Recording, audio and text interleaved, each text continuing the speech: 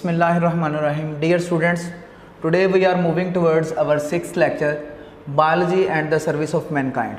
Dear students, हमने biological study को देखा, वो different aspects से जो है वो humans की mankind की help कर रही है। तो आज हम इस topic के अंदर देखेंगे कि हमें डायरेक्टली बायोलॉजी जो सब्जेक्ट है उससे क्या बेनिफिट्स या ह्यूमंस के लिए क्या बेनिफिट्स जो मैनकाइंड के लिए इसके अंदर वो हम हासिल कर सकते हैं। First of all dear students, हम बात करते हैं फूड प्रोडक्शन की।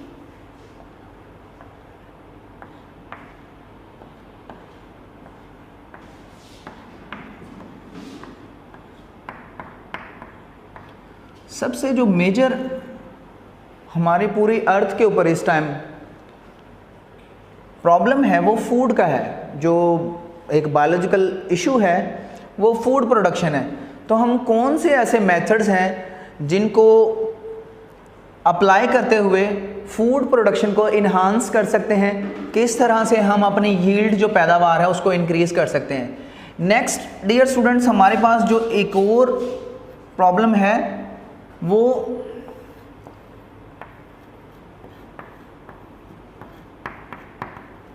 combating diseases।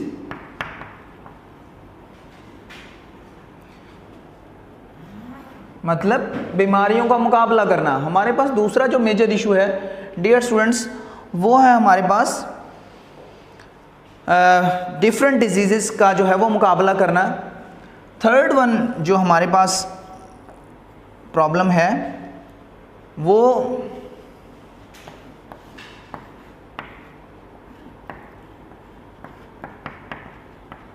Protection and conservation.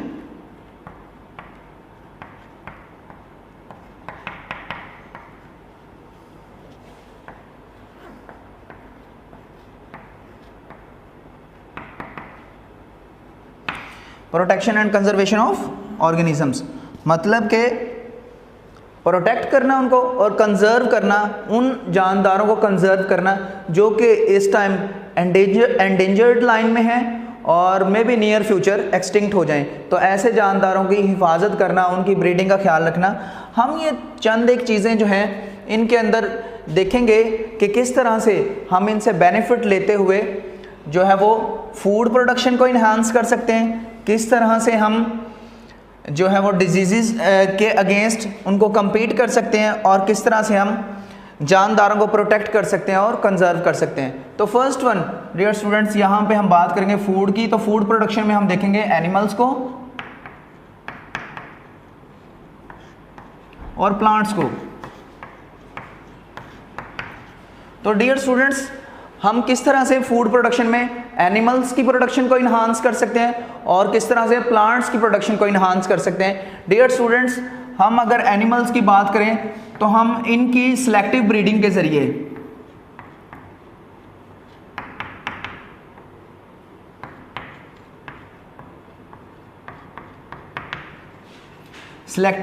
जरिए मतलब ऐसे जानदारों को सिलेक्ट किया जाए जिनके अंदर जेनेटिकल करैक्टर बहुत अच्छे हों, मसलन वो गुड मिल्क प्रोड्यूसर हों, गुड मीट प्रोड्यूसर हों। तो हम ऐसे जानदारों को सिलेक्ट करेंगे नेक्स्ट ब्रीडिंग के लिए जिनके अंदर जो है वो मिल्क प्रोडक्शन की या मीट प्रोडक्शन की बेहतरीन क्वालिटीज़ अवेलेबल होंगी, हम उनको यहाँ पे प्रोड्यूस करेंगे।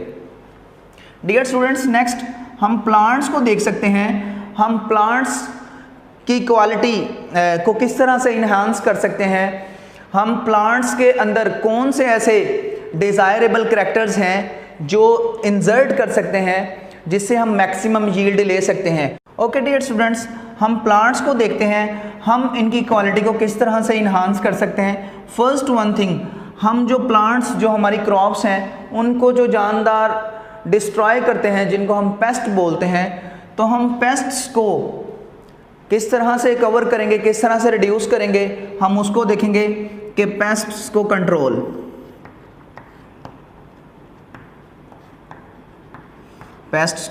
करेंगे। इनके लिए हम क्या मेथडोलॉजी यूज़ करेंगे? पेस्ट को कंट्रोल करने के लिए हम जो मेथडोलॉजी यूज़ करेंगे, पेस्टिसाइड्स हैं, बायोलॉजिकल कंट्रोल है। पेस्ट्स को कंट्रोल करने के लिए डियर स्टूडेंट्स बायोलॉजिकल कंट्रोल है।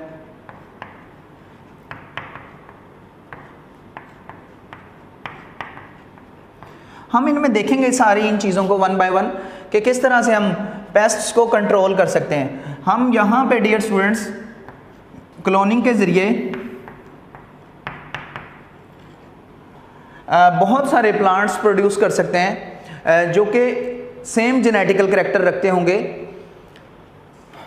और इसी तरह से हम उसको प्रोडक्शन में जो लेके जाएंगे वो टेक्निक हमारे पास होगी टिश्यू कल्चर टेक्निक।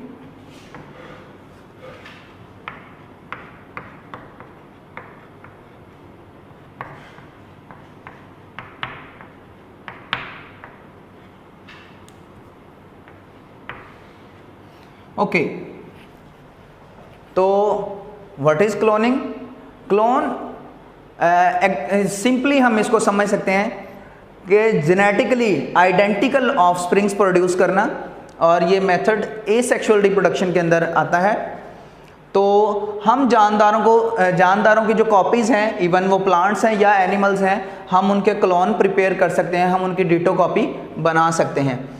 तो डियर स्टूडेंट्स, हम प्लांट्स की क्वालिटी को किस तरह से इन्हांस कर सकते हैं? प्लांट्स की अच्छी जो जेनेटिकल करैक्टर रखने वाले प्लांट्स हैं उनको क्लोनिंग के ज़रिए, टिश्यू कल्चर टेक्निक के ज़रिए सेम काइंड के जो प्लांट्स प्रोड्यूस करके, इसी तरह हम उनके ऊपर जो अटैक होता है पेस्ट्स का, हम उसको पेस्ट कंट्रोल के ज़रिए, जिसमें हम देखेंगे बायोलॉजिकल कंट्रोल किस तरह से होगा।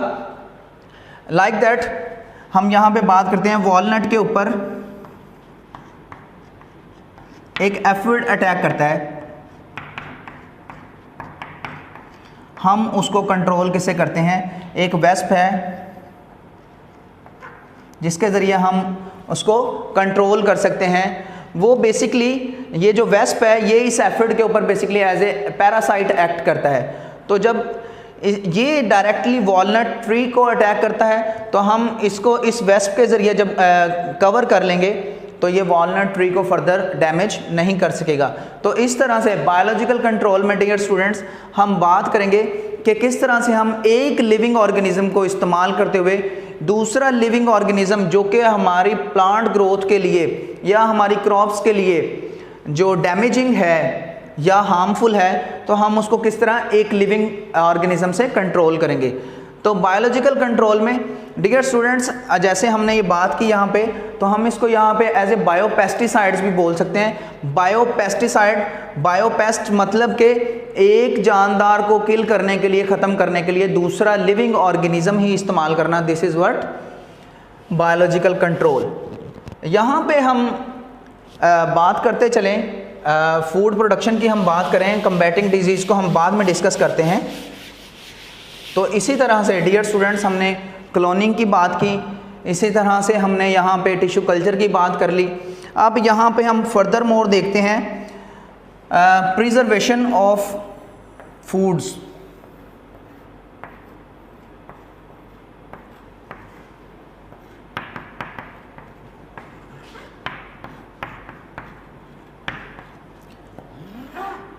खुराक को महफूज किस तरह से किया जाए?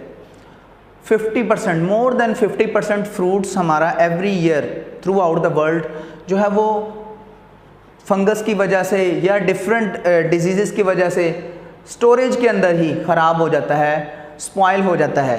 तो हमने फूड को प्रिजर्व करना है, ऐसी टेक्नोलॉजी, ऐसी मेथडोलॉजी देखनी है जिसके अंदर हम फूड को प्रिजर्व कर सकते हैं। डियर स्टूडेंट्स, यहाँ पे हम बात करेंगे पेस्चराइजेशन की।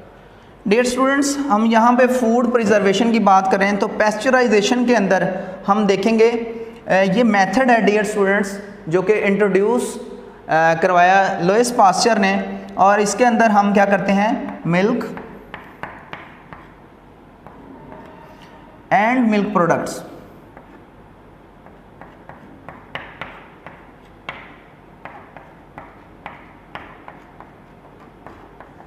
मिल्क एंड मिल्क प्रोडक्ट्स को प्रिजर्व करते हैं। तो इस तरह से हम फूड प्रोडक्शन के हवाले से डियर स्टूडेंट्स इस टॉपिक के अंदर देख रहे हैं कि किस तरह से हमने डिफरेंट बायोलॉजिकल मेथड्स को जो इस्तेमाल करते हुए अपनी फूड प्रोडक्शन को इन्हांस किया और उसको प्रिजर्व करने के चंद मेथड्स को ऑब्जर्व किया। नेक्स्ट डियर स्टूडेंट्स हम मूव करेंगे कम्बैटिंग डिजीज़ की तरफ। किस तरह से हम डिजीज़ का जो है वो मुकाबला कर सकते हैं, किस तरह से हम उनको सोसाइटी के अंदर या पब्लिक के अंदर स्प्रेड होने से रोक सकते हैं। तो हम बात करेंगे यहाँ पे सबसे पहले प्रिवेंटिव मेजर्स की।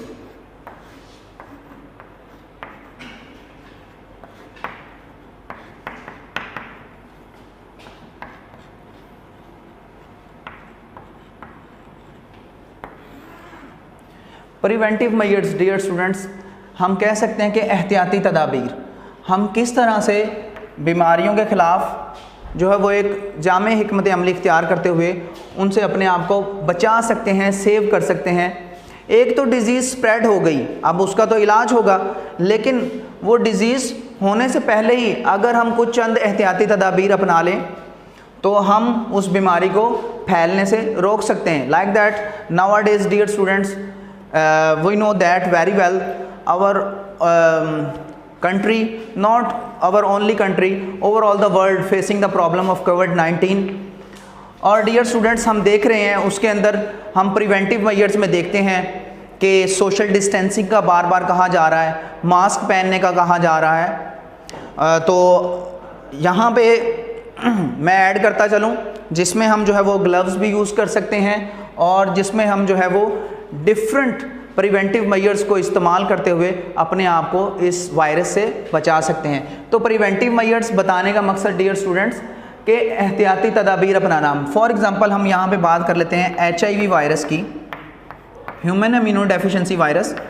अब डियर स्टूडेंट्स, ये सेक्सुअली ट्रांसमिटेड डिजीज़ भी है और ब्लड टू ब्लड कॉन्टैक्ट के ज़रिए भी हो सकती है। ये हम इसकी डिटेल इंशाल्लाह 5th चैप्टर में देखेंगे, लेकिन यहाँ पे अभी हम बात करते चलें कि यहाँ पे इसको डिस्कस करने का मकसद कि HIV अगर ह्यूमन इम्यूनो डेफिशिएंसी वायरस, जिससे बेटे जो बीमारी होती है उसको एड्स बोलते हैं, एक्वायर्ड इम्यूनो डेफिशिएंसी सिंड्रोम, ठीक है।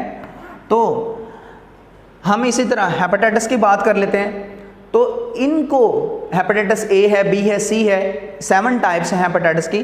तो ज़्यादातर जो हेपेटाइटिस है या जो जितनी भी ये वायरल डिजीज़ हैं, ये कांटेक्ट के ज़रिए, कंटेमिनेटेड फूड के ज़रिए, या फिर अभी हम बात कर लेते हैं यूज्ड सिरिंजेस के ज़रिए, यूज्ड सर्जिकल इंस्ट्रूमेंट्स के ज़रिए, या हम बात कर लेते हैं जो बार्बर शॉप के ऊपर रेज़र वगैरह यूज्ड इस्तेमाल किया जाता है। तो इस तरह से जो यूज्ड आइटम्स हैं उनको बार बार दूसरे पर्सनस के कांटेक्ट में लाने से भी ये डिजीज़ जो है वो स्प्रेड होती हैं।